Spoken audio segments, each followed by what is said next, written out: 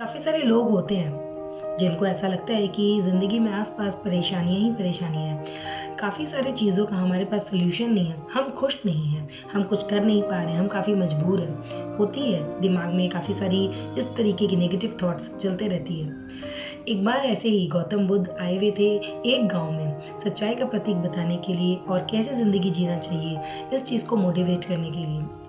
इतने में काफ़ी सारे लोग आते हैं, गौतम बुद्ध के दर्शन करते हैं, उनसे बात करते हैं और मुस्कुराते हुए आश्रम से बाहर आ रहे होते हैं। अचानक से एक गरीब दुखिया दूर से जो ये सारा नज़ारा देख रही होती है कि लोग अंदर जा रहे हैं, बहुत खुशी खुशी बाहर आ रहे हैं। उसने भी आस की कि क्यों ना मैं भी जाके कुछ ज़िंदगी जीने के लिए पूछ के आ जाऊँ, कैसे मैं ज़िंदगी जीऊँ, क्या मैं करूँ, मुझे कुछ समझ नहीं आ रहा। ये सोच के वो बुढ़िया भी अंदर चल जाती है। गौतम बुद्ध के पास बैठ के बोलती है कि मैं बहुत ही दुखी हूँ, मेरी ज़िंदगी में कुछ खुशियों का कोई कारण ही नहीं है, कभी भी मैं खुश नहीं हो पाती हूँ, बस मैं इधर उधर डोलती हूँ, भीख मांगती हूँ और अपना गुजारा ऐसे ही चलाती हूँ। कोई मुझे कुछ बासी दे देता है तो वो खा लेती हूँ, तो कभी 2-4 रुपए जुड़ते हैं तो उससे कुछ कर लेती हूँ। मैं बहुत दुखी रहती हूँ, आप मुझे कुछ बताइए कि मैं क्या करूँ। गौतम बुद्ध कुछ देर रुकते हैं, सोच के बोलते हैं कि तुम इतनी दुखी इसलिए हो क्योंकि तुम लोगों को कुछ देती नहीं हो। जिस दिन तुम लोगों को कुछ देना चालू कर दोगी, ऊपर वाला स्वयं खुद पे खुद तुम्हें कुछ ना कुछ देने ही लगेगा, वो अपने आप तुम पर मेहरबान हो जाएगा। ये बुढ़िया जो कि काफी गरीब थी, भीख मांग के खुद का गुजारा चला रही होती है, वो हैरान हो जाती है। वो पूछती है कि भला मैं क्या दे सकती हूँ किसी को भी, मैं इतनी गरीब, मैं तो भीख मांग के एक टाइम का खाना बहुत मुश्किल से खाती हूँ। तो गौतम बुद्ध कहते हैं ये सोचने वाले लोग कि मैं भीख मांगता हूँ और मैं कुछ नहीं कर सकता हूँ, ये कितनी गलत सोच रखते हैं, क्योंकि ईश्वर ने तुम्हें मुस्कुराहट दी है। अगर आप मुस्कुराहट बांटेंगे, आप काफ़ी कुछ बांट सकते हैं दुनिया में।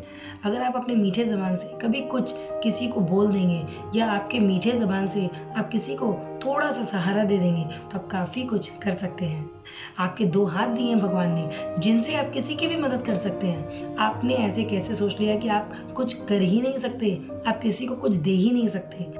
भगवान ने अगर आपको आंख दी है दुनिया देखने के लिए, अगर भगवान ने आपको मुस्कुराहट दी है हंसने के लिए, अगर भगवान ने आपको जबान दी है, आराम से आप जिंदगी जी सकते हैं। भगवान ने 2 हाथ दिए, काम करिए स्वयं के लिए, क्यों नहीं आप अपना घर चला सकते हैं।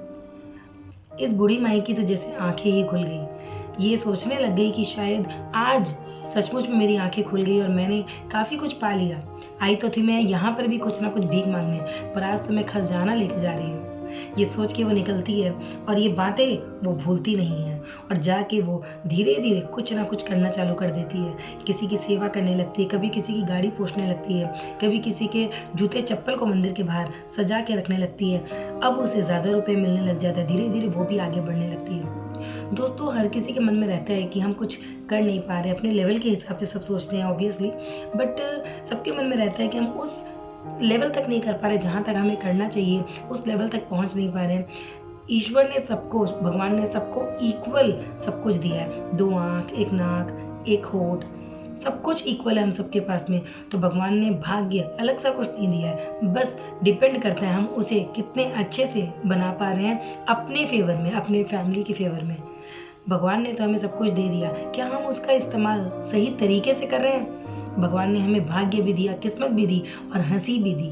भगवान ने ऐसा कोई बच्चा पैदा नहीं किया, ऐसा कोई बंदा नहीं है दुनिया में जिसको भगवान ने सिर्फ आंसू दे दिया हो, उसको मुस्कुराहट देना भूल गया हो। वो तो हम हैं जो सोचते रहते हैं अलग अलग बहाने दुखी रहने के। प्लीज सोचिएगा जरूर इस टॉपिक के बारे में और खुशियां बांटते रहिए, स्माइल करते रहिए। आपकी आधा से ज़्यादा प्रॉब्लम्स तो वहीं सॉल्व हो जाएगी जहां आप स्माइल करना स्टार्ट कर देंगे, क्योंकि खुद भी जब हम हंसते हैं, जब हम खुश रहते हैं, हम चीज़ों को पॉजिटिव वे में देखते हैं। सोचिएगा ज़रूर, ट्राई ज़रूर करिएगा। बने रहिए मेरे साथ नेहा के दान।